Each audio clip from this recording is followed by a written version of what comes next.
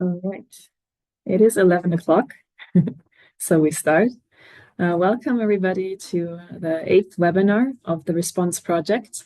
We have a very interesting topic today. It's about empowering cities through energy communities and what you should know in 2025. The landscape is evolving very fast, so we're happy to give you some insights from this year from two projects, Response Project and the ATELIER project. So this webinar has three goals. First, we will have some practical examples from European cities, from France and the Netherlands, to showcase very different realities in Europe.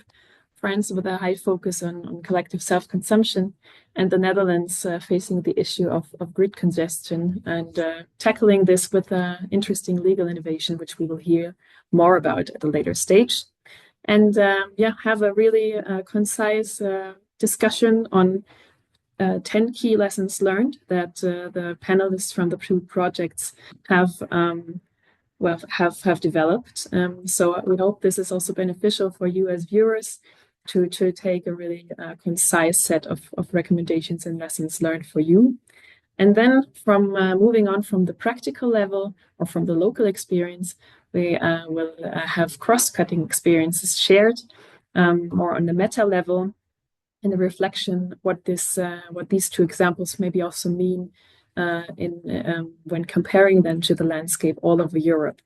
So and then of course in the third part to have an interactive discussion with all speakers, but also with all participants here in this room. Before I go into the presentation of the speakers, maybe we go to the next slide for the housekeeping rules so that you know how this webinar will look like. So it will be recorded. You can watch it afterwards if maybe the presentations were too quick. And also quick note, we try to be very quick to enable enough room for the discussions. So you will be able to watch it afterwards. If you want to have a really nice webinar experience, you can choose the speaker's view on the top right corner of the Zoom screen, but you can choose, of course, the view that fits best to your preferences. And for the Q&A session, you can write the questions directly in the chat. I also encourage you to do this really during the presentations. And also, it doesn't have to be questions only. You can also add comments, and then I will ask the panelists to react to your comments, which can be interesting as well, or just some reflections that you have. And I will read them out in the Q&A session at the end. So please use this option. Maybe then we go back to the agenda. So maybe also to introduce myself, I'm Regine Wehner. I work for Steinbörs Europazentrum. We're an innovation consultancy with the mission of enabling innovators to grow, for instance, through supporting them with the development of business models, through communication, dissemination, and project management. And I used to be the communications manager of ATELIER, so I'm happy to represent the project also partially through the moderation today. But looking ahead and introducing our speakers for today. So the first one will be Adrien Rochette from the city of Dijon in France. Then we have Omar Shafkat from the Amsterdam University of Applied Sciences presenting the case from the ATELIER project from Amsterdam. Then we will have as a third speaker Judith Borsboom from locality, taking over the cross-cutting perspective. And also a note in the panel discussion at the end, we have Eva Winters from TNO, also a part of the ATELIER consortium, to join us in the panel discussion. And I will also say a few words on the individual speakers before handing over to them. Okay, then let's go to our first speaker, Adrien Rochette from the municipality of Dijon. He's a project manager engineer for the ecological transition in the city. And Dijon is actually one of the two lighthouse cities in Response. So we're very curious to see what 5 key lessons learned you're going to share. And I hand over to you, Adrien. Thank you very much, Regine. I'm glad to see you all today. Good morning. everyone. My name is, as Régine said, I'm Adrien Rouchette. I'm Lighthouse City Manager for Response in the municipality of Dijon Métropole since 2020. The Response project, which I'm working on, is also managed by IFER. It gathers 54 partners in 13 countries in Europe. And the other lighthouse city in the Response project is the city of Turku in Finland. So today I won't be showing all the results of of all the solutions we implemented in Dijon. I will have a specific focus on 5 key lessons learned from our experience implementing the energy communities and self-consumption operations in Dijon as part of the Response project. So can you get to the next one, please? So even if the Response project encompasses a large part of technologies in order to reduce the energy consumption on the left, to produce renewable energy on the right, and to manage energy storage systems on the bottom in blue. The whole system is about managing all of those together in order to obtain one of our final goals, which is to create positive energy blocks. Sorry. And if we go to the next one, please, the main focus that we have together is to work on the collective self-consumption in Dijon, for which we have two use cases.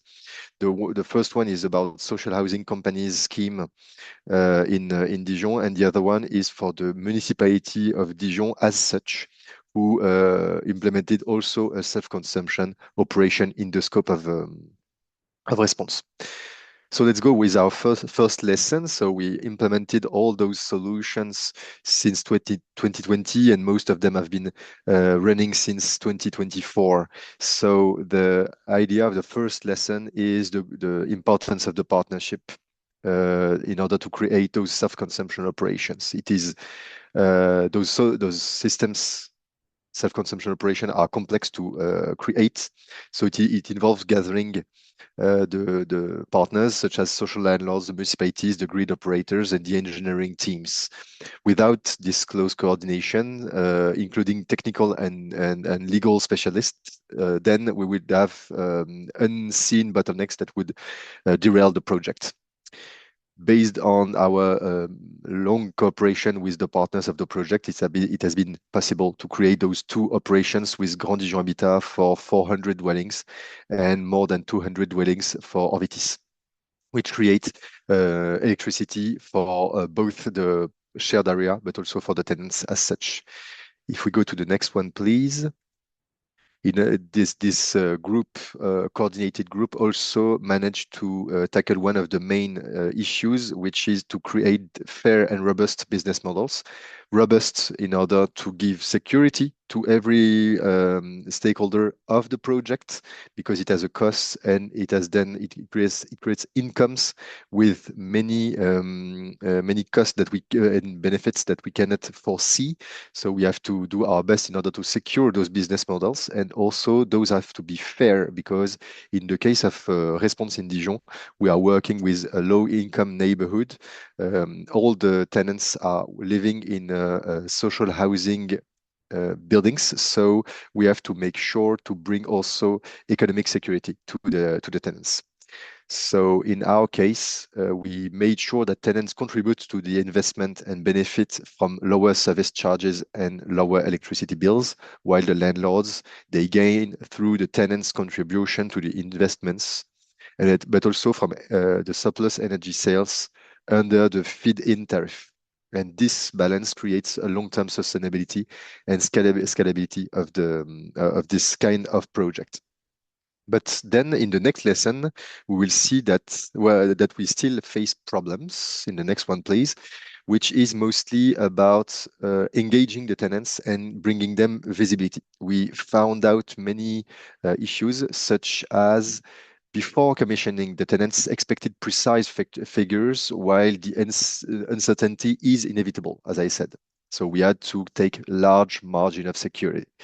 But then so we did this, and we performed it properly due to the work of all the partners on the project. But after that, We also face the problem that there is no simple. Oh, please go back to the previous one. But after that, we also seen that there is no simple tool for tenants to see the impact on their bills and their income.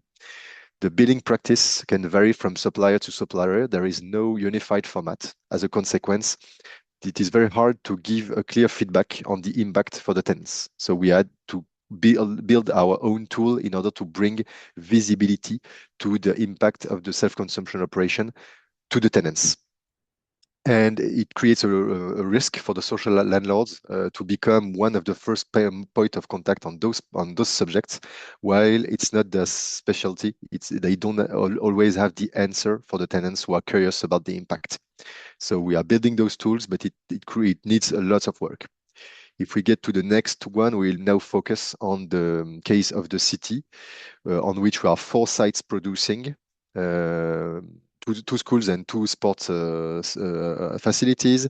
And those systems, they produce electricity for themselves as such, obviously, but also for 20 other sites in a limited vicinity of 1 kilometer, which is based on the rule of in a French regulation. If we get to the next one, please. Here, it is about what we found out based on this experience with 4 sites producing for 20 sites at a scale of a limited radius of 1 kilometer. It created a problem because most of the production capacity is outside the cities. Mostly, it is easier to produce outside than inside, while the consumption is mostly outside. So this created a problem that has been solved pretty much in France due to the work performed in Dijon and in Response. We identified the opportunity to create those production capacity, and this allowed us to plan large-scale projects. In order to be able to have meaningful self-consumption operations, then we had to obtain derogation for the 1 kilometer radius.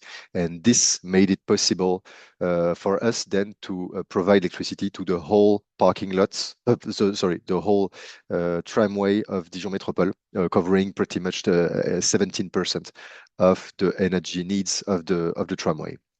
And this created a new opportunity for cities. And the additional feedback is that the regulation is one of the main driver of what we can do and cannot do regarding self-consumption operation in Dijon and in France and in Europe. And the very last one, it will be my closing one.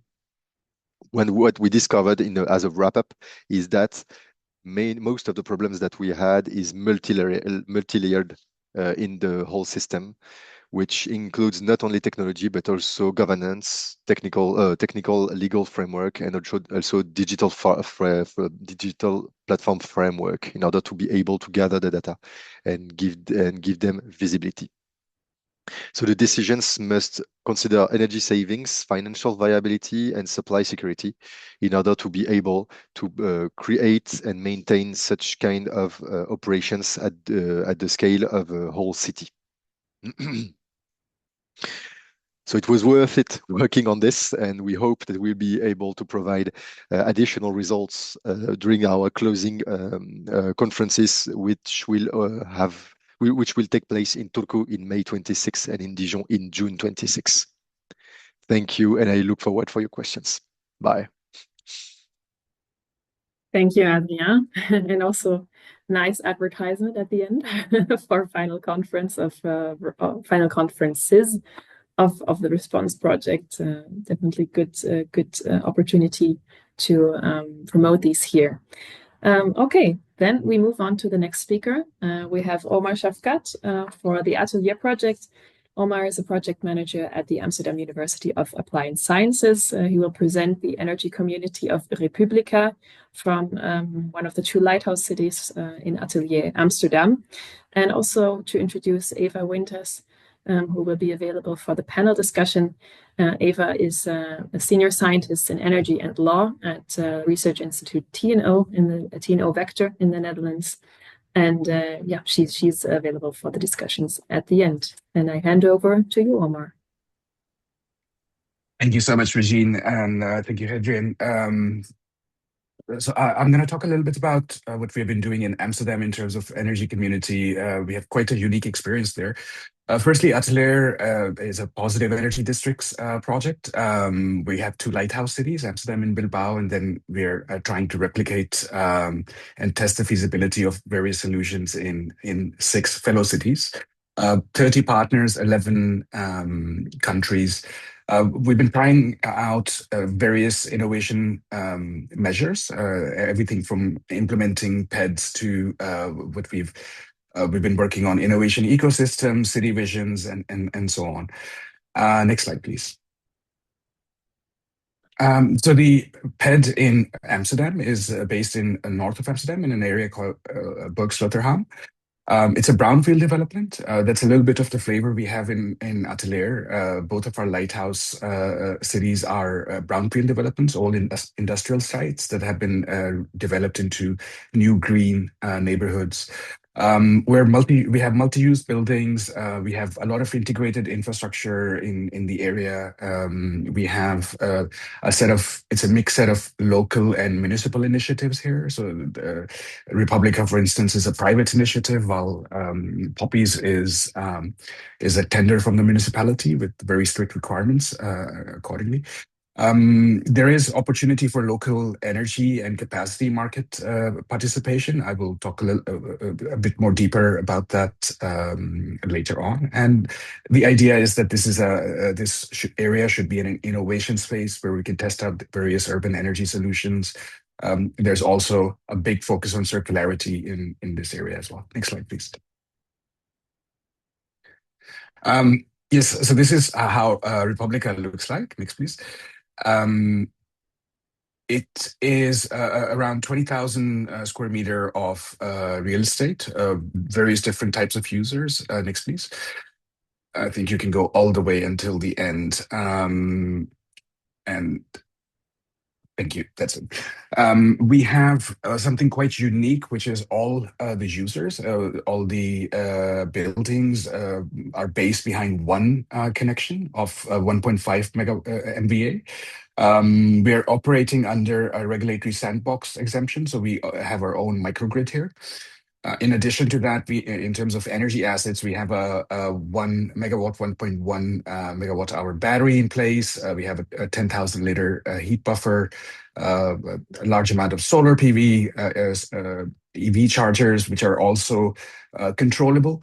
We have aquathermal energy storage installation together with heat pumps, and we have a advanced energy management system in place as well.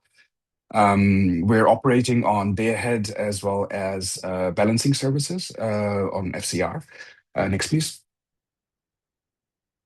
As I mentioned, in terms of the energy community, it is a regulatory sandbox, which required us to operate our own grid and set up an energy community. The energy community is the owner and operator of the grid, and the energy management system focuses on forecasting and providing flexibility. I mentioned the assets already in the previous slide, but just some of the, again, an overview of some of the assets that are in place. Next, please. So in terms of lessons learned that we have, I'm going to start with the first one, which is governance models, and that's one of the key challenges we've had. I know Eva has been working for many years on this, so we'll talk more about it in the panel. For us, this was a complicated thing to design, mostly because of the multi-use nature of this area. So we have a hotel here, we have office spaces here, we have both rental as well as purchased apartments, and we wanted to make sure that one party does not dominate the discussion. and the decision-making process. So we devised this sort of internal governance structure, which tries to give sufficient voice to all the necessary parties. We it is a rather complex governance structure, and that's where we have some challenges as well. But in order to make sure that the future of the energy community is democratically decided, we do need to spend a lot of time on these governance structures. Next, please. And then, of course, one of the defining issues for us in Amsterdam essentially became grid congestion. When we applied for a grid connection for all the buildings, it was a 2 megawatt. What was granted, though, was 1.5, so already 25% less. But with very strict limitations, which is during the peak months of November to March, between the hours of 7 to 11 p.m. This could be restricted to 535 kilowatts, which is about one-fourth of what we applied for. These restrictions were lifted in mid 2024. However, during this period, we did manage to steer our flexible assets and stay within the limit. We also, when devising the system, had to develop a digital twin that allowed us to see if we could manage within that. At the moment, these assets are focused on frequency curtailment reserve and imbalance markets. And that's also helping us with the business case of the energy community. Next, please. And this is where one of the legal innovation comes in, and that's the group transport agreements. One of our learnings is that by treating the connections as a group as opposed to individual, and allowing them to share available capacity, and this also has to do with the demand curves being complementary in several cases, that actually allows us to share this capacity. It allows us to better integrate flexibility, and that's by especially utilizing district heating, we can reduce the strain. In terms of, we've come to realize that had it not been for this setup that we had created, not all of the connections would have been possible, and that would have caused unnecessary delays in the project. So that actually allowed us to connect everything. And energy efficiency allows us to also create more capacity to manage especially the space heating demand. And since a lot of cities are focused on heat transition, that's a very valuable lesson for us. Next, please. Another lesson we learned is for non-professionals, this is a very high administrative burden. This picture very aptly, I think, represents our developer in the project who's facing all these challenges. It's a very high administrative burden, but it's also a very complex, evolving regulatory landscape. The market dynamics are continuously shifting. The tax regime is complicated. What that leads to is, of course, a lot of it's extremely costly and time-consuming for non-professionals. But what our lesson here is that we need trusted third parties and platforms. We also need legal advice, and we also need breakdown of the billing for increased transparency for the energy communities. Next, please. And then integrated approach to heat and energy and electricity. That's another key lesson for us. Again, offers much greater flexibility and optimization, and it offers us much higher resilience, which is a topic that's pretty much on everyone's mind based on the last couple of years. To absorb energy market shocks and changes. Things like increased grid fees, that's something we are dealing with at the moment, and potentially less than expected profitability.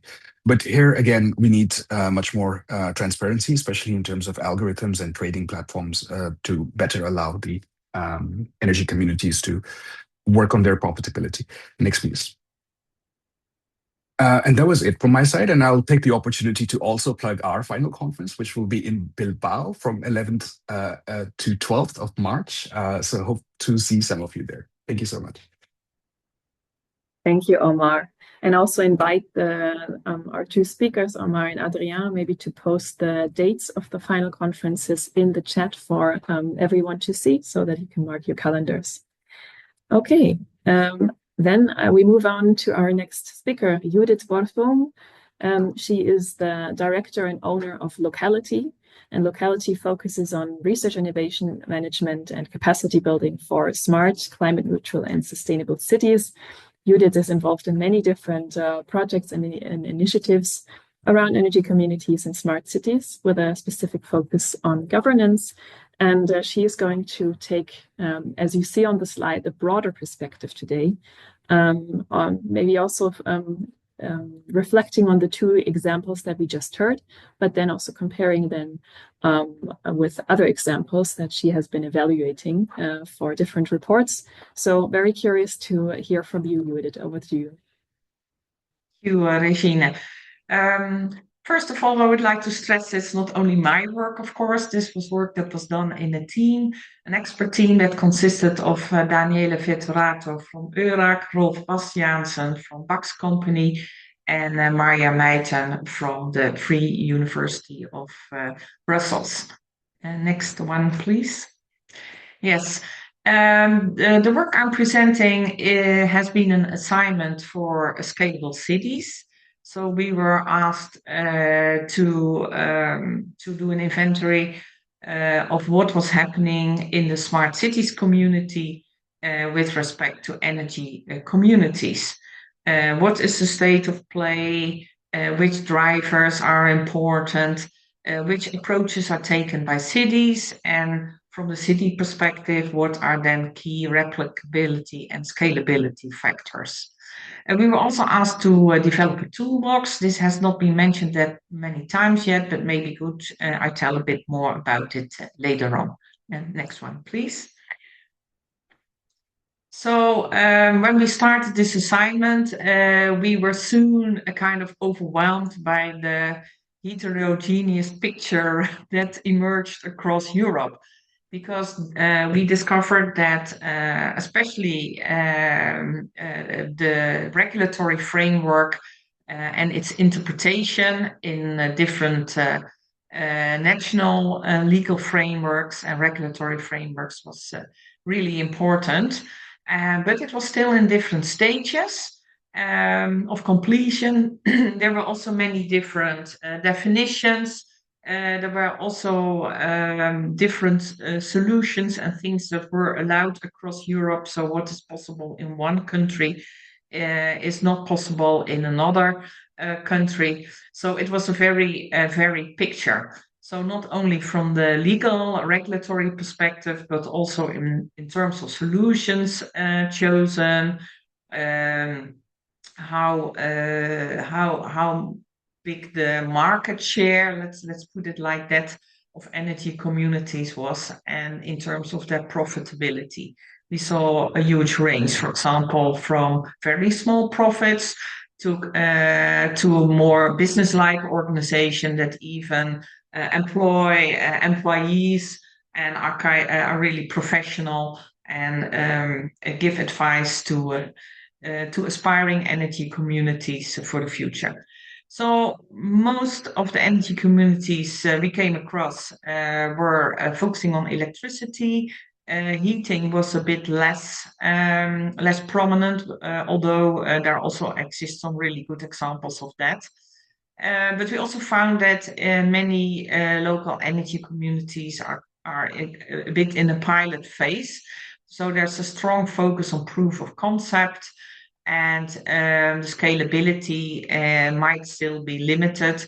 And if you look at it in terms of the energy market, we estimated that it was at the moment about 1% or less that is done by energy communities. Nevertheless, a lot of cities expect a lot of it and really want to work on energy communities for several reasons. So we also saw different pictures per country. Some countries like Netherlands and Germany have hundreds or thousands of energy communities, and in other countries we are talking about dozens. So the picture was really varied, and I got a bit the impression that we're working with a big Rubik cube with a lot of dimensions, and all dimensions were different, so a lot of complexity. Next one, please. Fraunhofer has done quite some research about the benefits from centralized versus decentralized systems.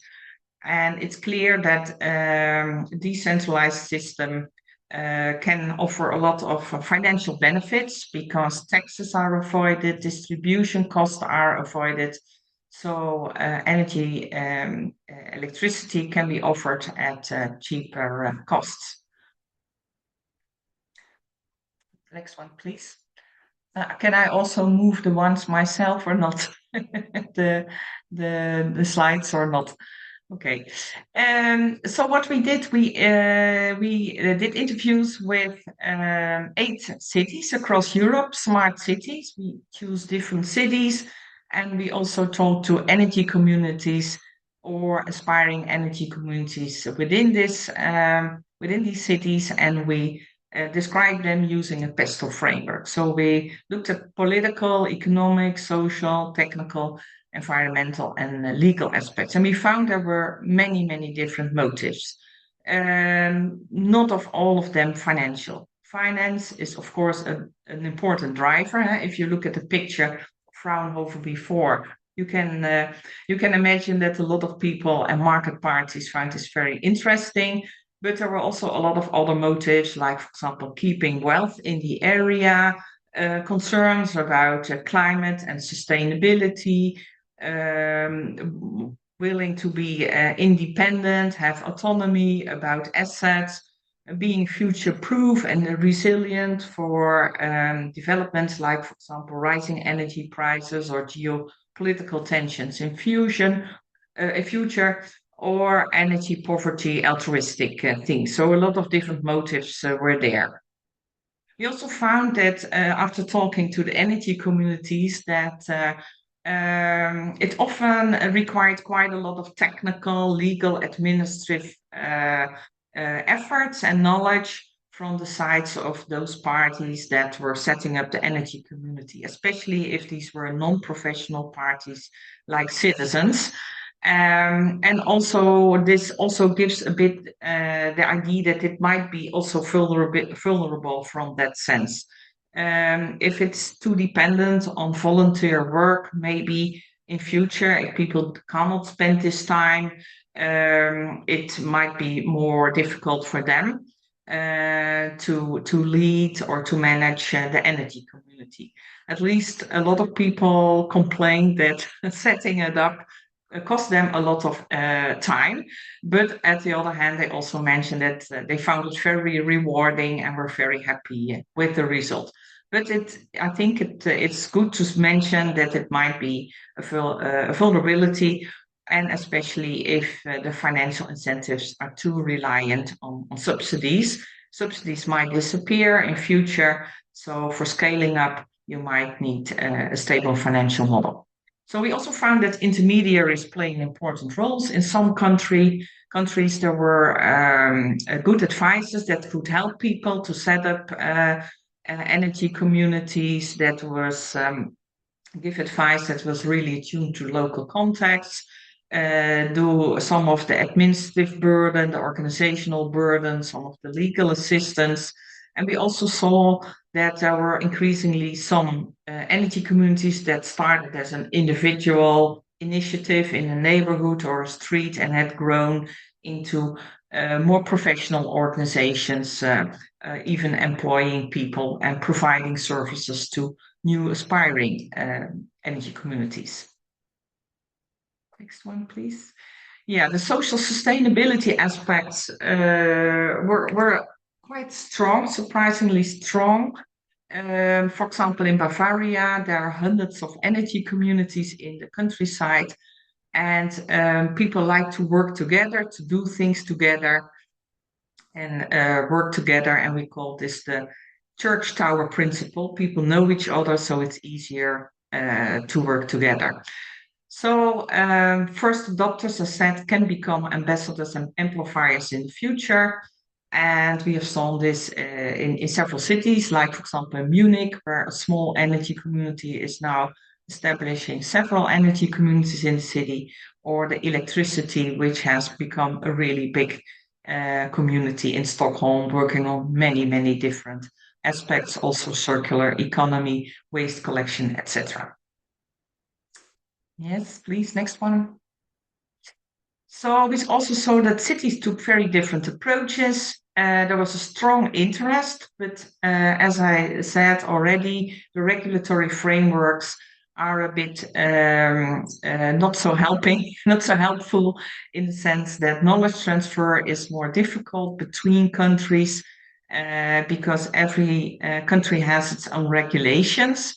Nevertheless, we saw there was a lot of enthusiasm to take this on, to work on this, and it could range from working on awareness campaigns to really being an active participant. For example, here in the city of Utrecht, the city is participating in a new development with quite a big energy community and is one of the key members there. But we also found that cities were quite dependent. So they have to work with the citizens, but they cannot force citizens to set up energy communities. And they are dependent on how European legislation has been translated in their country. So they really can work to forge long-term alliances and build clear governance structures. Next one, please. So we found during the study that maybe for replicability and scalability, it's good to also look at not the regulatory energy communities that have a juridical status, but also pay attention to collective self-consumption, because this is maybe a concept that's easier to replicate. It has a stronger financial driver, and it might also be interested for market parties to take this on and work on this concept in various settings and deliver services around this. Next one, please. Yeah, here the toolbox, you can all find it. I see Regina is already there, and I'm a bit over time. So I will show you where you can find the information. So please go to the next one. Yeah, there are a lot of things cities can do. You can find it in the slides, but the most important thing we think they can do is advocate at the national level and show that if you want to enable energy communities, in some countries, you really have to do something about the regulatory frameworks to make it more attractive and more easy for people to work on this. So, yes, key recommendation, I think this already mentioned, the collective self-consumption. So please move on because of time. And also for smaller parties, please aggregate resources, but also make use of parties that can provide advice. This, I think, is the same conclusion as Omar already mentioned before. Some energy communities really need help with billing, with the legal issues, with the administrative thing, need also some technical advice. And it's good to provide that, but it is something, a service that can be done by the market. Last slide, please. So the report, it's not so easy to summarize a 142 pages report in so few minutes, but it's coming soon on the site of the Smart Cities Marketplace under publications. So it's under the shape section. And please have a look there, and you can find the toolbox to do self-assessment and make an action plan, and the complete report sketching the picture for the entire Europe. Thank you. Thank you very much, Judith. And I also think that we can share all the links to the different resources as a wrap-up of this webinar. Maybe tomorrow we will send out an email to all participants, and there you can find all the materials that were mentioned here so that you can go more into detail and do some further reading. And also if you want to reach out to our panelists. So it is time for the discussion. And again, a remark to all participants watching, you can use the Q&A function from Zoom to post your question. I already received a question that I will read out at the end. But for now, we will stay within this group and just take the time if you have questions or comments or perspectives that you want to share with the panelists, use the Q&A function. So maybe I go to Judith's last point on the support landscape. As we've seen in all presentations, it is quite a complex issue, and often people are overwhelmed with many different aspects they have to consider. For instance, legal aspects that is also very specific for each country. So looking at the support offers that well, energy communities, for instance, can use in the projects that we've seen, Response and Atelier, of course, this is also the beauty of these projects. The consortium partners could help and support the energy communities with this. Now both projects are coming to an end in 2026. How will it move on? And do you have what are your thoughts? So this is a question to actually all panelists, maybe focusing on Adrien, Omar, and Eva first. What do you think how it will continue now after the project's end? Are the implementation organizations now left alone, or how will they continue? Do you think they can make use of support? And you can just jump in if you want to start. I think Eva has unmuted her mic. Yeah.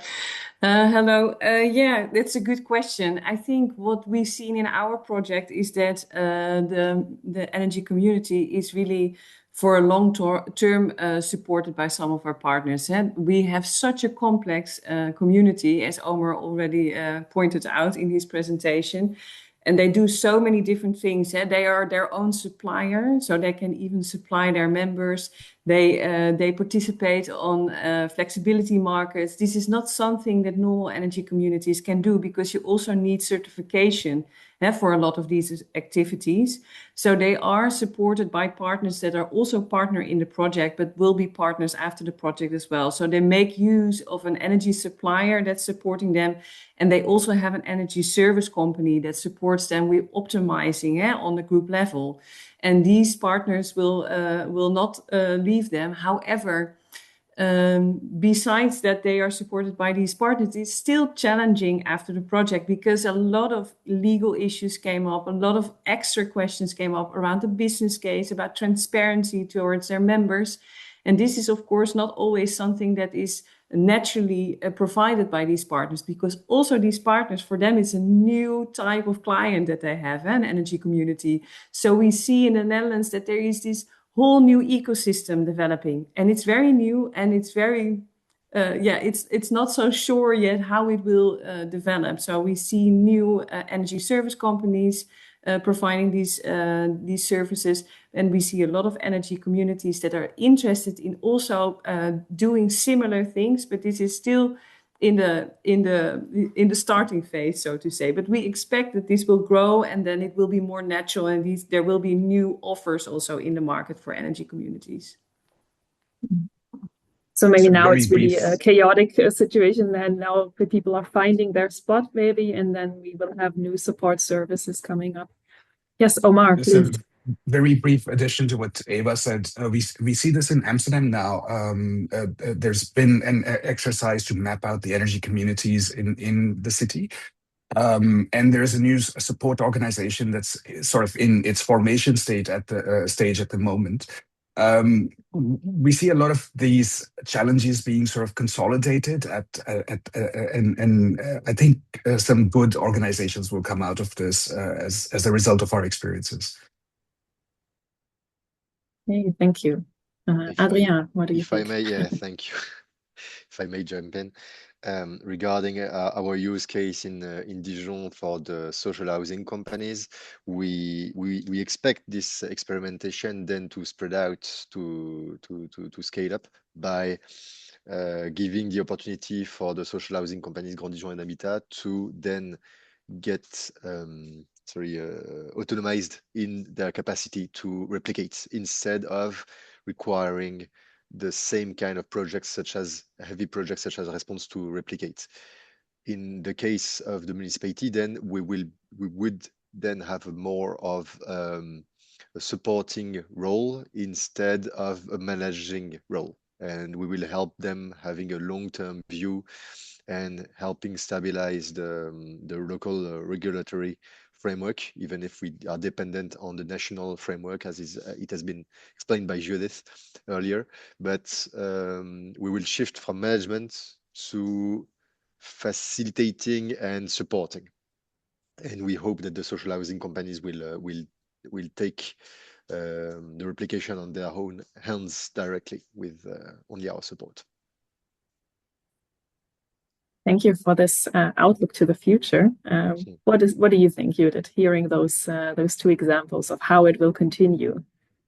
Well, I recognize very well what Eva mentioned. I think it can take different forms. It's not necessarily, I think, a task of the municipality to do this. And there are market parties or umbrella organizations. Both in Germany and Netherlands, there are several umbrella organizations that also give a lot of advice.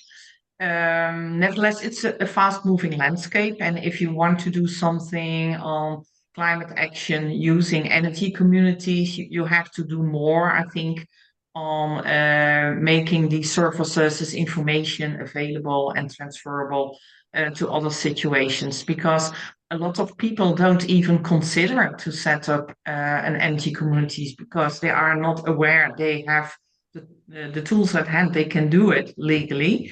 And that was exactly the idea behind the European directives, to give people agency.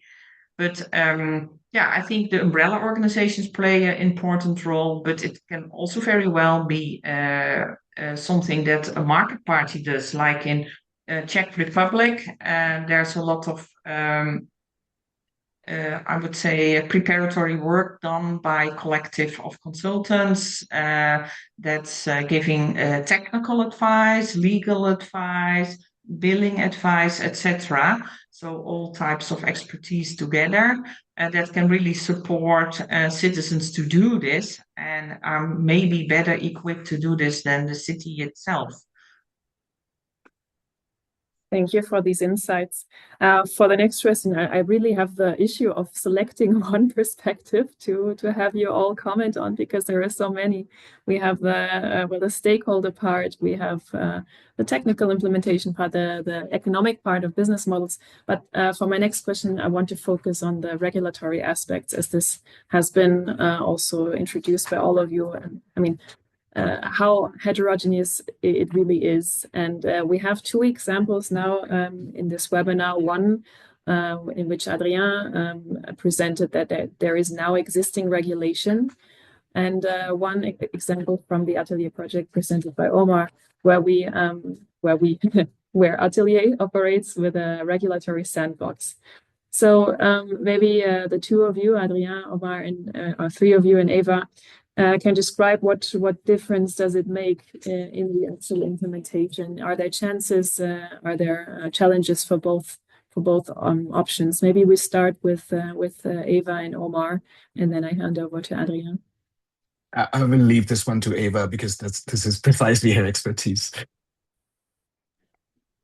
Well, of course, I don't know the exact situation in France, so I can only say something about the Dutch regulatory sandbox that we had. It is a regulatory sandbox that is not available anymore. It was available in a short period of time between 2015 and 2018. And it basically was meant to try to see how to develop decentralized energy systems, and how also energy communities could take a part in that and take certain responsibilities that they normally would not have, like supply their own members. And normally this is an exclusively given to people with a permit, like an energy supplier that can do that. But in this situation, they could do it. So they could all kinds of responsibility. They could also think about what kind of tariff structure do I want to use in this situation. So it offered a lot of opportunities to experiment and to innovate, and we did that. And I think we had a lot of super valuable lessons in terms of what was technically possible. Because technically we showed what Omar also pointed out, that we could use so much less grid capacity by optimizing. And this is a very important lesson in the Netherlands, because we are, like all of the Netherlands has grid congestion at the moment. So we're really looking at how can we upscale these examples. How can we build neighborhoods like that with these kinds of connections? At the same time, if you have a regulatory sandbox, then of course there are some things that doesn't fit in the normal legal framework. So one of the issues that we have because of the regulatory sandbox is that the developer, he cannot, his connections, and he has a lot of connections in his development, are not visible in the systems of the DSO, from the distribution system operator. And that means his administration doesn't fall within the normal administration rules. So what he does in the weekends, he does the administration of all his connections by hand, which is terrible. And this is because it is part of a regulatory sandbox and doesn't fit within the normal structures of our laws and regulations. And so regulatory sandboxes are great because you can innovate and you can try new things, but you also find out that some things are not well taken care of or well thought through when they make these exemptions. Yeah. So at a certain point, reality hits you. It is, and then you need to normalize it and to translate it into how can we do this in a normal, how do we need to adjust the formal laws so that this is possible on more in more places, and it is facilitated. Adrian, what do you think? Some reflections, maybe short, because I have 3 questions from the audience afterwards. So in a nutshell, we also had to face the moving regulatory framework. It moved regarding the incentives and subsidies. So very hard to gain visibility in this kind of framework. And this is about the money, but also about the ways we had to create the operations and to manage those. At first, we wanted to have only one operation with sharing electricity between the social housing companies, both of them, and the city of Dijon. But this was very complex and making us the risk, making some of those organizations the risk to become energy producers. So as such, they would then become they would have to follow the energy production ruling regulation in France. So very hard, as it's obviously not their craft to be social housing companies, not their craft of being energy producers and suppliers. So we had to obviously scale down to a simpler operations. And the second point regarding the evolution is that at first we relied a little bit on the feed-in tariff in order to bring security to the social housing companies in creating their operations. And while the project was running, this system was changed several times, up to a time now where the operation as working like it works today cannot be done again, because the ruling changed, and now we wouldn't be able to obtain, the social housing companies wouldn't be able to obtain the feed-in tariff on their operations, because those are too large, and this is restricted only to very small operations now. So we will need to take the advantage of our experience and to propagate it into the new regulation in order to identify how we can replicate now. Thank you, Adrian. So taking questions from the audience. I won't be able to take them all, so I have selected a few, but I will make sure that the different questions reach the panelists and you will get a response on that. Also, the panelists can answer directly. I take this question about the future. Thinking about the future, what is the key risk energy communities in, what is the key risk that energy communities in Dijon and Amsterdam should prepare for? What strategies will you implement to tackle it? Maybe I give this also to Judith, maybe with some overarching reflections first, and then Adrien, Omar, and Eva can react. Key risk.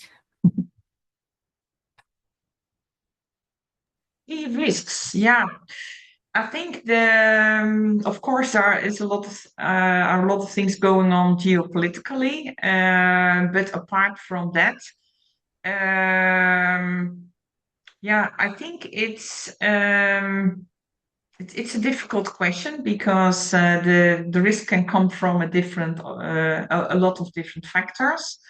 But I would say the key risk, I think, is that the financial driver is too small. Because if the money makes the world go round, if the financial model for energy communities is attractive enough, people will do it. But there are so many regulations also around the pricing, etc., and what influences things. So the comparability with the regular system. So I would say, a stable financing, despite acknowledging that commitment of people to make a difference, to do things in a more sustainable way, is also very, very important. So keeping the momentum going there.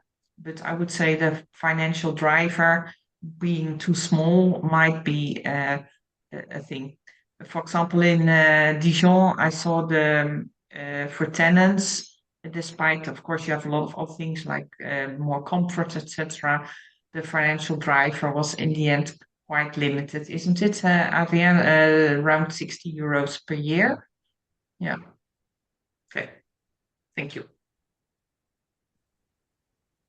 Yeah, So, Adrien, do you agree? I concur. Yeah, I concur. That's pretty much the main risk, because when we make the calculation on the impact, the financial impact of the operations, and the capacity then to get some kind of return on investment, then one of the main drivers is obviously the cost of the electricity, of the saved electricity, and we do not have much visibility on it.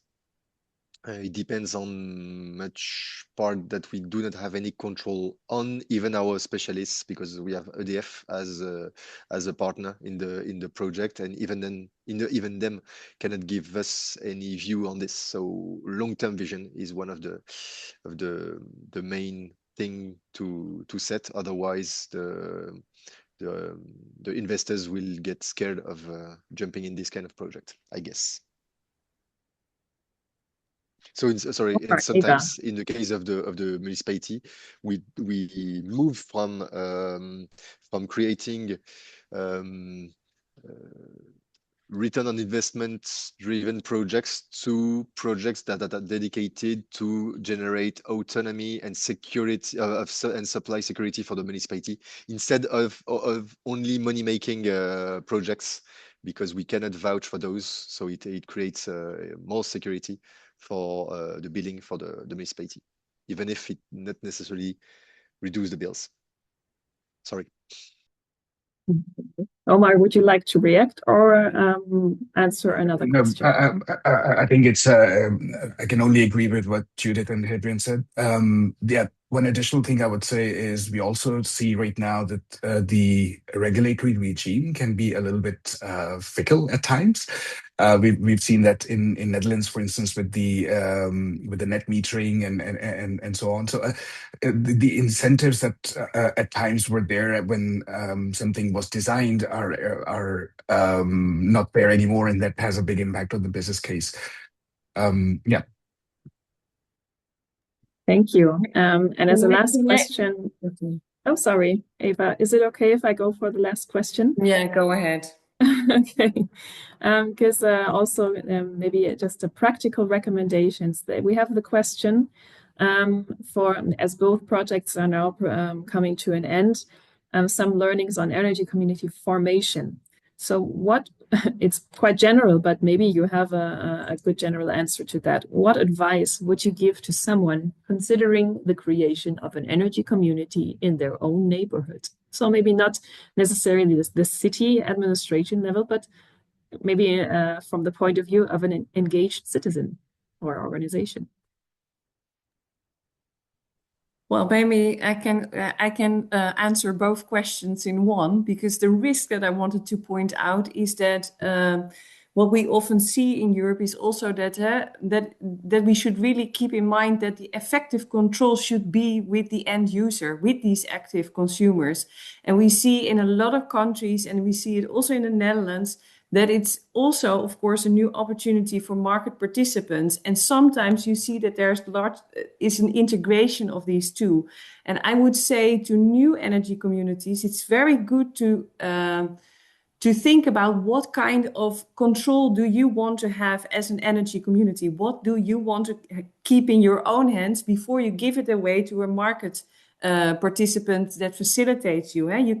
You can either invite them in, so to say, and we see that a lot, that there's a close connection between the energy community and the market participant, but you can also keep them a little bit at distance and say, we just purchase your services, you're supporting us, but we can also, if we don't like your services anymore, go to the next market participant that could support us. And I think that is a very important question to ask. Because a real energy community, there the effective control is really with the members of the energy communities.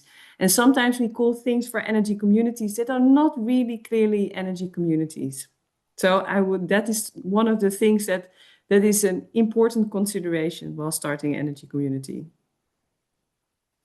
Thank you, Eva. And I suggest that we end with this very concrete recommendation. It is 12:01, so time to wrap up.